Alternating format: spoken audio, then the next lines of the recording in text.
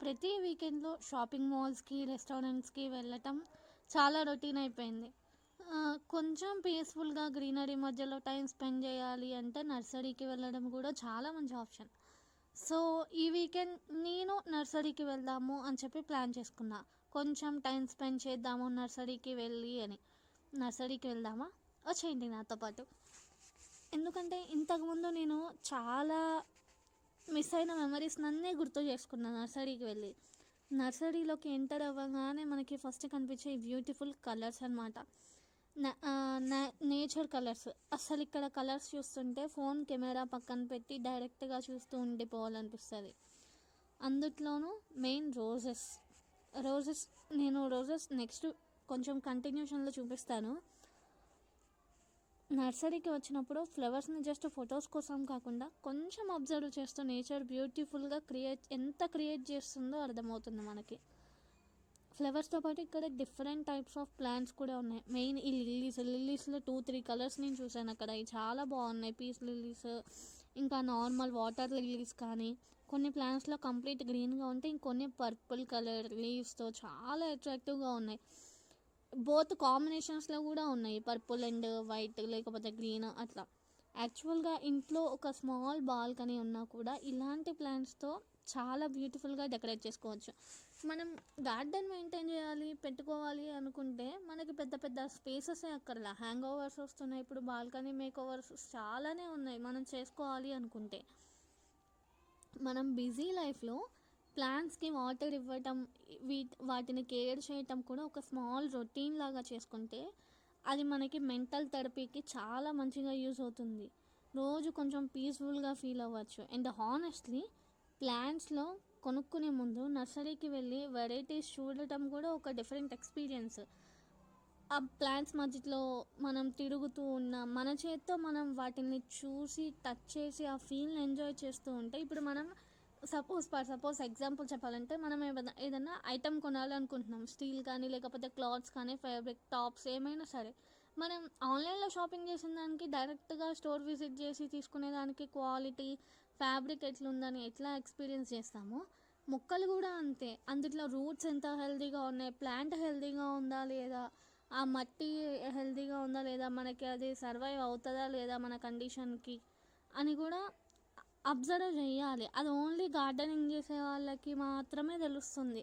మనం ఈ మొక్కల్ని తీసుకెళ్ళి ఇక్కడ ఉన్నప్పుడు బాగానే ఉంటున్నాయి, మన ఇంటికి వెళ్ళిన తర్వాత మొక్కలు మంచిగా పెరగట్లేదు, ఫ్లవరింగ్ రావట్లేదు, ఇక్కడ నర్సరీలో అయితే మందులు వేస్తారు, ఎరువులు, అందుకే అంత పెద్దవి వస్తాయి, మన ఇంటి దగ్గర రావట్లేదు అనుకుంటే అది తప్పు, అపోహ. నేను ఊర్లో ఉన్నప్పుడు ఒంగోలులో నర్సరీ ఎక్కడెక్కడికో వెళ్ళి తెచ్చిన మొక్కలు కూడా నర్సరీలో చిన్న చిన్న పూలే పూసాయి. నా దగ్గర నేను గార్డెనింగ్ చేసేటప్పుడు ఎంత మంచిగా ఫ్లవరింగ్ వచ్చేదో తెలుసా. ఇక్కడ ఈ రోజు చూడండి, నా హ్యాండ్ అరచేయి అంత ఉంది, అన్ని రోజెస్ అంతే ఉన్నాయి. మళ్ళీ ప్రైస్ ఎక్కువ అంటే కాదు, 60 రూపీసే. అది మనం అడగకుండానే ఫైనల్లో బాబాయ్ 50 రూపీస్కి ఇచ్చేసాడు. మనం మొక్కని పెంచుకునే దాంట్లో మెయిన్ చేయాల్సింది ఏంటంటే మట్టి కూడా తక్కువ మట్టి, కంపోస్టింగ్, సాయిల్ మిక్సింగ్ కూడా చాలా ఇంపార్టెంట్. అందులో మనం వర్మీ కంపోస్ట్, కోకోపీట్, శాండ్, మనకి పల్లెటూర్లలో అయితే దిబ్బల కింద దొరికే మన్ను, అవి కూడా వేస్తే మొక్కలకి ఎంత హెల్తీయో తెలుసా. నేను అట్లా ఆర్గానిక్గా అన్నీ తెచ్చి మల్చింగ్ చేసుకొని వేసేదాన్ని. ఓన్లీ నేను వేసే వాటికి మందులు ఏంటంటే బియ్యం కడిగిన నీళ్ళు, లేకపోతే వెజిటేబుల్స్ వాటర్ వాష్ చేసినవి, ఆనియన్ కొంచెంసేపు సోక్ చేసి పెట్టిన నీళ్ళు ఉంటాయి కదా, అవి అట్లా వేసేదాన్ని. కానీ ఎంత మంచిగా నాకు వీక్కి ఎట్లేదన్నా 5-6 ఫ్లవర్స్ దాకా వచ్చేవి. మళ్ళీ చిన్న చిన్నవి అంటే కాదు, పెద్దవే వచ్చేవి. ఇక్కడ రోజెస్ చూడండి ఎంత బాగున్నాయో. అక్కడ బాబాయ్ ఉంటాడు, బాబాయ్ కూడా ఎంత మంచిగా మాట్లాడతాడంటే, పక్కా రాజమండ్రి ఆయన, కడియం నర్సరీ అనమాట.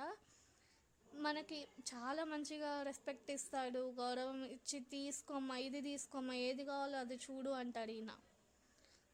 ఇది కాదు, లోపల ఇంకా మంచివి ఉన్నాయి, తీసుకెళ్ళి ఇస్తాను అని చెప్పి లోపలికి తీసుకెళ్ళి మరి నాకు మొక్కలు చూపించి ఏది కావాలి ఈ రెండిట్లో అని అడిగి మరీ ఇప్పించారు.